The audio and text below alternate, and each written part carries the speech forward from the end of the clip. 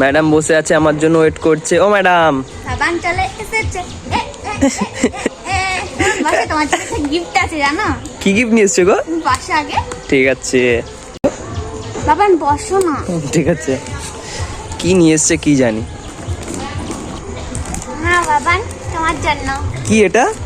পাঞ্জাবি। ও পাঞ্জাবি কিসের জন্য নিয়ে আসতে গেছো তুমি? সামনে শাড়ি দেবো না, আমরা ঘুরতে যাবো না একসাথে? তুমি পাঞ্জাবি পরবা, আমি শাড়ি পরবো। ওরে শালা কি কাপেল গোলস? ও আচ্ছা আচ্ছা আচ্ছা, না ঠিক আছে, থ্যাংক ইউ গো। আর তুমি এত টাকা পেলে কোথায়? কেন, আমি পড়িয়ে তারপরে যে টাকাটা পেয়েছি ওখান থেকে নিয়ে এসেছি। পড়িয়ে টাকা পেয়েছো আর খরচা করে ফেললে? তাই তোমাকে দেবো না কাকে দেবো? শোনো না, তোমার জন্য আমি একটা জিনিস নিয়ে এসেছিলাম। কি এনেছো? বলো। দেখবে? বলো না। অবশ্যই। এটা কি বাবান? দেখো তো ভালো লাগছে কিনা। আমি তো সেরকম বড় কিছু আনতে পারি না।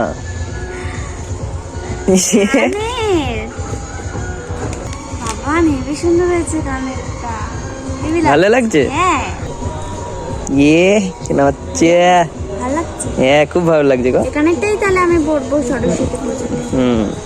তাহলে এত খরচা করার কোনো দরকার আছে? তো কি হয়েছে?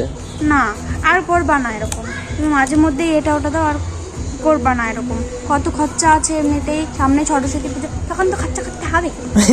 খরচা করতে হবে, আমার তো কানের আছে অনেক। তো কি হয়েছে? তো কি হয়েছে?